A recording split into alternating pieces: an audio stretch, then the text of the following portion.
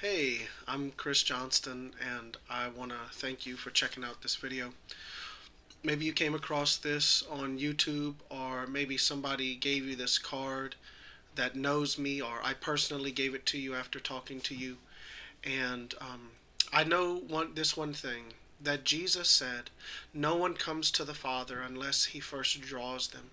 And that you looking at this video right now is because that God is trying to show you what it is to worship him in spirit and in truth. And so in order to do that, we have to understand why Jesus died for us. And what we will see is that the way that we understand that is the way that Jesus talked to people, and really the way the apostles did. And he showed them their need of him by God's law. And that law is the Ten Commandments. We read in Romans chapter 3 that it is through the law that comes the knowledge of sin. And so, what I want to do is ask you to take this moment and to be honest with yourself and before God, and to I'm going to take you through the Ten Commandments, or a few of them, and you can ask yourself if you have kept them, and see, ultimately, you being the judge of what Jesus will judge you for on Judgment Day, and you can see how it will fare with you. So, thou shalt not lie. Can you say that in all your life you've never told a lie? White lies, fibs, little lies, they're all lies, aren't they? I don't think there's anybody that can say that they haven't told a lie. How about thou shalt not steal? What do we call someone who steals?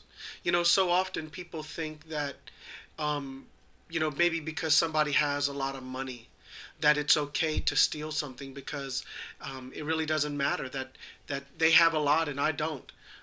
And that doesn't legitimize stealing. It's still theft in the eyes of God. Um, how about this one? You should not take the name of God in vain, or blaspheme his name. Can you say you've never said, oh my God, or Jesus Christ as a curse word, or God and damn? You know, no one would like it if we took their mother's or father's name and used it as a four-letter curse word, as a word of disgust. What is so ironic is you never hear people saying "Oh my Buddha" or "Oh my Muhammad." It's always "Oh my God" or Jesus Christ. And so it's amazing that we do this. How about this one? You should not kill. Now, maybe you have committed murder and you've broken that commandment. But many people have not ever murdered someone. But Jesus tells us in Matthew 5, he says, whoever is angry with someone is even in danger of judgment. Can you say you've never been angry with someone? Never had unforgiveness towards someone because of the things that they've done? You're in danger of judgment, is what Jesus says. But he takes it a step further. He says you should not commit adultery. And maybe you have committed adultery. Maybe you've broken that commandment. But Jesus, in that same chapter, takes it a step further and says, whoever even looks at a woman with lust for her has committed adultery with her already in his heart. What about this one?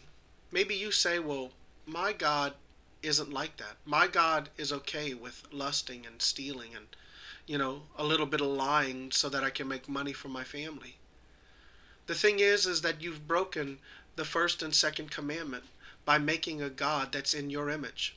You see, God is not what we feel or what we think or make believe, but God has revealed himself by who he is in the Bible. And God has never lied or stolen or cheated. And that commandment is that you have bowed down to an image that you've made in your mind of God that you think he's okay with. The thing is that these are some scriptures that the Bible talks about, so that you can see that people that do these things will not inherit the kingdom of heaven. Here's one of them. Do you not know that the unrighteous will not inherit the kingdom of God? Do not be deceived. Neither the sexually immoral, nor idolaters, nor adulterers, nor men who practice homosexuality, nor thieves, nor the greedy, nor drunkards, nor revilers, nor swindlers will inherit the kingdom of God. The thing is so many people are deceived. And maybe you're right now listening to this and you're deceived, thinking you're going to heaven.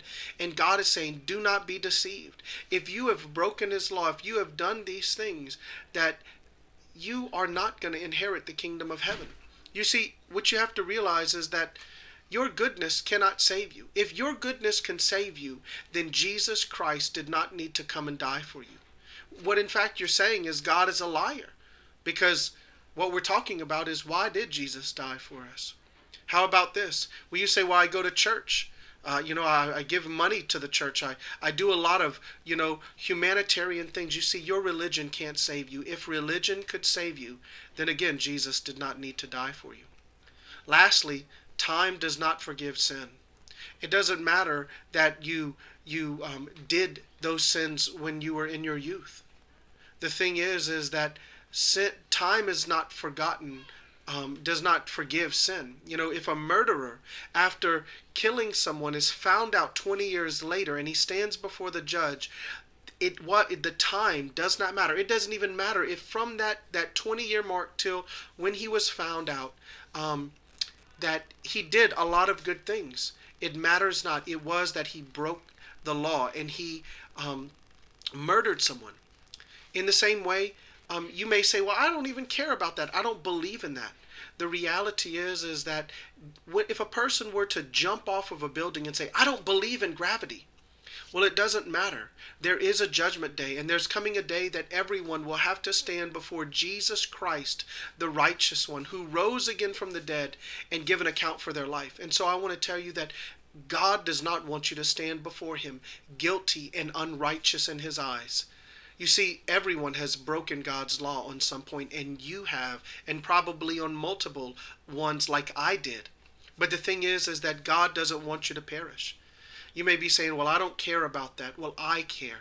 And that's why I would take the time to share this video and just plead with you that your soul is the most precious thing that you have. Your life is very precious, and that what you do with it matters. How you live your life matters, because Jesus is going to judge you by it. And so the thing is that take it serious. God has taken it serious. God has given his son for you. And so the thing is do you feel this guilt? Do you feel this weightiness? Do you feel God tugging at you, and you feel the weight of sin and this call upon you? Then I want to say that this next video is for you. That I want to show you that God has provided a remedy for you. And if you will obey the gospel, you will find freedom. You will find forgiveness. You will find life, and life more abundantly.